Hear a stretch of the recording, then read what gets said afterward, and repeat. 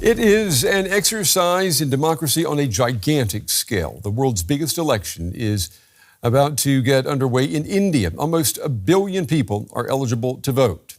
Indian Prime Minister Narendra Modi and his Hindu-nationalist BJP party are aiming to secure a third 5-year term in the world's biggest democracy. The main challenger is a network of 27 opposition parties called the India Alliance. Now, this includes the Congress Party, centered on the Nehru-Gandhi family, which has already given India 3 prime ministers. Well, polling will run in 7 phases over 6 weeks. DW's Katarina Shans in Delhi breaks down the enormous logistics of giving a voice to 1 billion people. India's 2024 elections will determine who will govern the country for the next 5 years, with incumbent Prime Minister Narendra Modi being a favorite to win a 3rd term. It's called the biggest democratic exercise in history, and the numbers are incredible. 10% of the world's entire population will be eligible to vote. How many is that? That's 968 million people, more than the population of the US, the EU and Russia combined. And they are spread across a huge nation. I'm here in the megacity of Delhi, where getting ballots to people will be relatively easy. But polling stations have to reach everyone, wherever they live in this vast country. This enormous logistical challenge is the task of the Election Commission of India, an independent body mandated by the Constitution. Rajiv Kumar is the man in charge. Everybody is looking towards us. We being the largest, we being the oldest democracy, we are committed to deliver an absolutely spotless elections in an absolutely free and fair environment with a level playing field.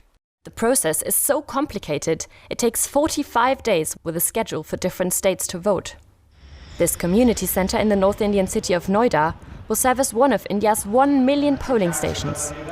Manager Chietigj Bajpee will soon set up the booths. I am delighted to work towards the election since I'm part of the democracy and I feel I should contribute. It's an act of social service towards my nation. He will be one of 15 million election workers. That's more people than can fit into 214 Bayern Munich football stadiums. They will guard the booths, manage crowds and transport a key element, the electronic voting machines, or EVMs. 5.5 million of them will be deployed, more than ever before. India's electoral rules say there must be a polling station within 2 kilometers of every residence. That means polling officers will have to take voting machines to all sorts of remote areas, like here to the Himalayan region of Ladakh. They will navigate narrow bridges, ship equipment by boat or helicopter, walk snowy paths and hike through mountains using all modes of transport. And these elections are costly. Indian researchers made a conservative estimate that they'll cost $14.4 billion. The winner will be announced on June 4th. In 17 general elections in India's democratic history, the results have never been contested. But opposition figures are now questioning the Election Commission's independence, saying it favors the ruling BJP. There may be aspects about India's politics which can be criticized, but participation is not one of them. In fact, it's higher here than in many smaller, richer and less complicated democracies. More than 2 in 3 eligible Indians are expected to vote in the upcoming weeks. Well, for more now, I'm joined by Chietigj Bajpee, a senior research fellow for South Asia at Chatham House in London. It's good to have you with us tonight. I've been looking at the polls, and they show Prime Minister Modi with approval ratings around 80%. Most politicians can only dream of a number like that. I know that he and his party, they want a third 5-year term. Would you say that this election is Modi's to lose? Yeah. Thank you first for inviting me. I think a third-term Modi-led government is a foregone conclusion. I think the key question really will be the strength of the mandate, which will dictate how forceful the government will be in pushing ahead with some of its more politically sensitive economic reforms, but also perhaps some of its more divisive identity-driven politics. And I think Modi is arguably stronger going into this election than even was going into the previous election in 2019. Why do you think the that? economy is Well, I think the economy is arguably in better shape. India is projected to be the world's fastest growing major economy this year. It's on course to be the world's third largest economy by the end of this decade, surpassing Germany and Japan. The BJP maintains an overwhelming funding advantage over opposition party. The party's used everything from its Hindutva or Hindu-nationalist agenda to efforts to create a rally around the flag effect. So the party's used everything from India's G20 presidency to its space program to its bid to host the 2036 Olympics as a means of strengthening its electoral position. And then finally, I think the BJP just offers a better brand and it's better organizationally than the opposition. Would you say that there is a single issue? I mean, you mentioned a strong economy, and I'm wondering, the BJP and the Prime Minister, when they were putting their campaign together, have they kind of pulled on that old American campaign slogan, "It's the economy, stupid"? I mean, is that what will determine how strong this mandate will be? Well, I think it comes down to, that Modi's popularity really comes down to four key factors, which no politician, either within his own party, the BJP, or in the opposition, have really been able to replicate. And these are the Hindu-nationalist or Hindutva agenda, the development and reform agenda, a degree of emphasis on hyper-nationalism, and then the Modi brand, which has been harder for any politician to try and capture or emulate. He seemed to be someone who's a savvy campaigner. He's used everything from social media to holograms to try and promote himself. He seemed to be somebody who's a political outsider. He doesn't come from one of the family dynasties. And he's been embraced for his sort of man of the people persona. He's been given the label of a chaiwala, which means a tea seller, to show that he comes from a grassroots background and a lower caste status, which has helped to elevate his popularity in the country.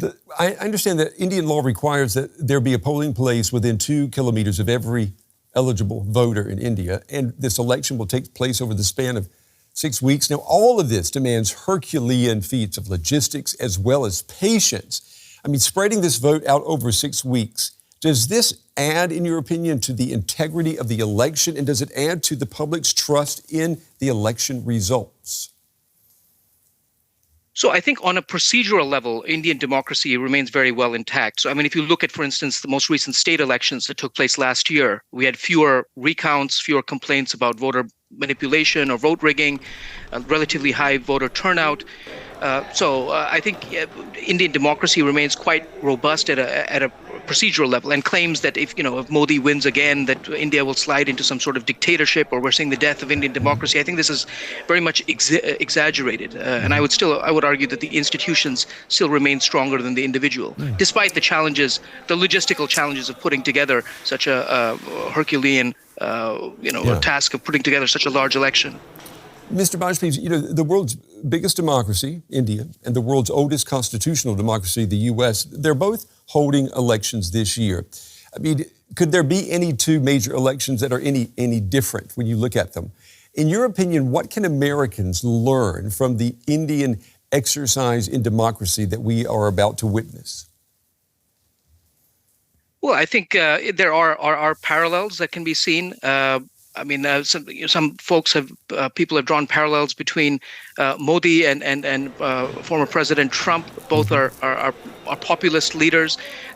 Both have been subject to allegations of, but there have been concerns about democratic backsliding under both leaders. And I think in both cases we've seen that the institutions have emerged stronger than the individual in both countries. So I think there are parallels, and I think when we're discussing the U.S. election, I think irrespective who wins the U.S. election in November, there's a high degree of bipartisan consensus in Washington on maintaining engagement with India as a long-term strategic partner, as much as there is on viewing China as a long-term strategic rival.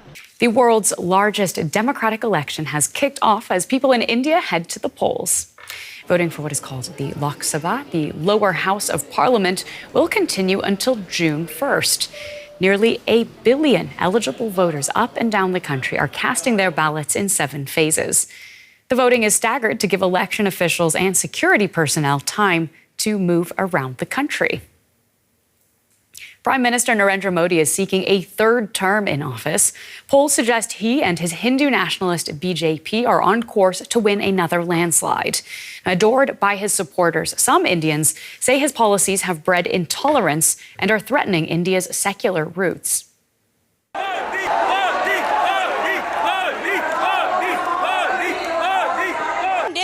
A leader should be authoritative. Adulation. He is the icon of the century. Admiration. He's a celebrity, not just for Indians, but for the whole world. And applause for India's Prime Minister Narendra Modi at his rally in the holy town of Rishikesh. The mood here at the rally speaks volumes about the popularity of a man who promises to take India to ever newer heights. Modi has become India's most popular leader in decades by promoting Hindu nationalism or Hindutva, an ideology that regards India as essentially a Hindu nation. The Prime Minister kicked off his re-election campaign in January this year by fulfilling one of his biggest promises, building a grand temple in the northern city of Ayodhya. It's dedicated to Lord Ram, one of the most revered deities in Hinduism. The temple was built on the ruins of a 16th century mosque, a long-standing site of contention between Hindus and Muslims, which was ultimately handed over to the former by the Supreme Court of India in 2019. Lord Ram is the faith of India. Ram is the foundation of India. Ram is the idea of India. Ram is the legislation of India. Although the Indian constitution separates religion from politics, Modi is increasingly seen taking the role of a priest, spearheading a Hindu state. Barely a week after the grand opening of the Ram temple in Ayodhya, a 600-year-old mosque that stood here in Delhi was razed to the ground. Authorities ordered its demolition, calling it an illegal structure. Muzammil Salmani used to worship here. He says the demolition sends a cue to India's minorities. The message is that this country is not belong to Muslims. They want us to live as a second-class citizens. This is the message. Modi's global perception is starkly different. Internationally, he's widely regarded as a champion of shared democratic values. America and India. Last summer, he received standing ovations in the US Congress, followed by a state dinner hosted in his honor. Toast to our partnership, to our people, to the possibilities that lie ahead, to two great friends, two great nations, and two great powers. Cheers. In general, Western democracies have rolled out the red carpet for him.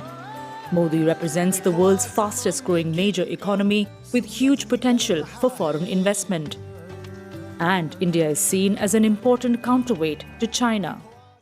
The G20 summit in Delhi last September was also an ideal platform for Modi to showcase India as a leading voice for the global south. A man of many images, a charismatic performer abroad and a conservative nationalist at home turf. Now, his future as India's Prime Minister lies in the hands of 970 million Indian voters, who will decide if they want him to continue leading the world's largest democracy. And I'd like to now welcome Maya Mirchandani, an Indian journalist and writer and head of the Department of Media Studies at Ashoka University. Thank you so much for taking the time. In your view, are the results of this election in India already clear? Well, I think the popular view is that it's a foregone conclusion, but Indian elections have also in the past been fairly unpredictable.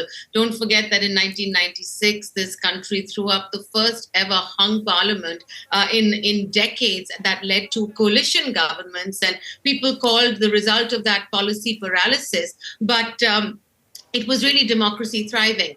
I do think, of course, having said that Prime Minister Modi is hugely popular. He has a mass appeal that has spread far and wide in the country. And the fact that the opposition doesn't seem to have one clear face, one clear leader, and is being seen as a ragtag coming together of the country's various regional opposition parties standing with the beleaguered Congress, puts the BJP under Prime Minister Modi obviously in a supreme position to come back with huge numbers. The question really is, are they going to be able to come back with more numbers than they have currently? Will they face some losses in a few seats? And I think those questions hinge on concerns around the economy more than anything else.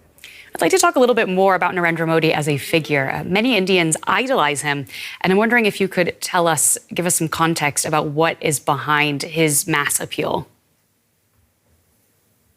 Well, I think the one thing that everyone sort of circles back to when it comes to Prime Minister Modi, he's a single man. He's sacrificed family life. He sacrificed his family wealth accumulation. He's seen as somebody who doesn't have any personal financial stake in politics. He presents himself to a large public as a simple man from humble beginnings and somebody who's willing to serve the nation. He fashions himself as, the Hindi term for servant of the people, the Pradhan Sevak, the first servant of the people. Now, these are very attractive words and terms. It sort of created a sense of personal aura, personal charisma, somebody who's willing to sacrifice for the greater good. But that also leads to all sort of political power and all attraction being centered around this one individual, because he's compared to a legion of political leaders who come from wealthy backgrounds, who come from a position of privilege and sort of decades of power. So I think he kind of plays that comparison in a country where there is a huge, lower middle class, poor population that's struggling to make ends meet. He's seen as their hero. I'm afraid we just have time for one more question very briefly. I want to ask you about Modi on the international stage. He's displayed a real ambition to make India the voice of the global South. What do you think his goal is here? Well, I think for Prime Minister Modi, ever since he actually assumed the office of Prime Minister in 2014, his sort of foreign policy mission has been also to project himself and clean up his own image, in the wake of obviously the 2002 Gujarat riots and the kind of international censure of Prime Minister Narendra Modi. He's very conscious of how the world sees him. He wants to be seen as a global statesman, as a global leader. Now, that doesn't always square off with India's foreign policy positions, because India's foreign policy sort of mantra is strategic autonomy. It chooses its partners and its allies based on its own strategic interests. So there are no strong alliances, and there will be a cost-benefit analysis that's factored into any international and global partnership. For more now, we can cross to our correspondent Charu Kartikeya, in Kanyakumari in southern India. Good to see you. Polls show Narendra Modi is leading by a comfortable margin. Tell us, to what extent is his re-election a foregone conclusion? Hi, Jared. Many people are giving this opinion that it's a foregone conclusion that Prime Minister Narendra Modi and his party BJP are all set to win the elections this time. However, the results will come out on 4th of June, and the actual story will only come out then. Because right now, across the country, there have been many opinion polls as well, and they are in all, the opinions are in all ranges. Many are saying that BJP and the coalition, the NDA, can come back to power. Many are saying that it may not, because the opposition parties, even though there's not perfect symmetry between them, but they have succeeded in establishing an alliance. They have succeeded in distribution of seats across the country. They're trying to put up a good fight. Now, if Narendra Modi does win, as is expected, what can we expect from his third term?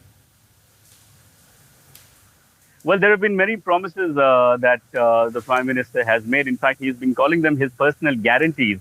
So that has been among the major poll planks of the BJP. They've gone to the electorate with the promise of Modi's guarantees, and they've been promising everything from free electricity to taking the country becoming the third biggest economy in the world. There is a plethora of promises. But what the opposition has also been saying is that if BJP comes to power for a third time, this will mean the end of democracy in India, because they've been saying that the hallmarks of BJP in power have been a crackdown on almost all the democratic institutions and all the credentials of democracy, including freedom of the press, including the freedom of dissent. So opposition says that those things are most at stake if the BJP comes back to power. You've just been outlining some of the concerns. How concerned are voters too about accusations of discrimination by Modi's government and the BJP against Muslims and other non-Hindus? Well, there's a fair bit of concern on that front too. However, I will have to admit that that concern is not uniformly spread in all parts of the country. For example, where I am right now, I'm standing in Kanyakumari, which is on the southernmost tip of India in a state called Tamil Nadu. Tamil Nadu, the parties whose writ runs large here, they are local parties. They're known as Dravidian parties. And for them, the concerns are entirely different. Their leaders, in their campaigns, they've been talking about corruption. They've been accusing the BJP of corruption. They've been accusing the BJP of implementing policies, or rather enforcing policies on the state of Tamil Nadu, which have not worked for the benefit of the state. So their concerns have been a little different on the democratic secular credentials, of course. But in some other parts of the country, there have also been these concerns against the crackdown on minorities. But as I said, it's not really uniform. Charu, this is known as the world's largest election with almost 1 billion people eligible to take part. Talk to us about the logistics of this huge undertaking. Well, yes, it's a major logistical exercise, and the Election Commission needs months and months of preparation. The Election Commission is the body which is responsible for the conduct of elections of India. And during the time of elections, it has sort of a free hand over all matters concerning wherever elections are held. It mobilizes large amounts of security personnel as well for elections. Even just in today's elections, which is the first phase, 166 million voters are going to go to polls. So more than 1 million polling booths across 17 states have been set up. The total seats in India's lower house is 543, out of which 102 are going to the polls today. And only for 102 seats, 166 million voters are going to come out. So the Election Commission has made elaborate arrangements. The rule book says that for every voter, the polling booth has to be within a distance of 2 kilometers. Okay. So in some cities, what Election Commission has done is that it has established polling stations within apartment complexes. So all you have to do is come down in your pajamas, vote, and go back. Now, polls show Narendra Modi leading by a comfortable margin. Is another term for him a foregone conclusion? I put that to DW's Delhi Bureau Chief, Sandra Petersmann. I think this election is indeed something like a referendum on Modi's style of ruling, his assertive, his very powerful style of ruling. Much of India's policymaking is centered around him, and now it's up to the people to decide. And if you look at a recent study conducted by the Pew Research Center, a US-based think tank, here amongst the Indian people, around 80% of them said we are very positive when it comes to Modi. And 50%, we are even more than very positive about Modi. We really want him to come back. So if that is an indication, then I think one could say that this election is indeed a foregone conclusion. But one should never underestimate the Indian voters. They have had a habit of kicking out incumbent prime minister. but it doesn't look very likely. So the question that many observers here are asking themselves is, how big is his majority going to be? Is he going to increase it, leading him and his alliance to an absolute majority? And that would, of course, in a turnaround mean that the already very weak and fractured opposition would really be smashed into oblivion. And that is something that a lot of Indian voters seemingly are trying to avoid.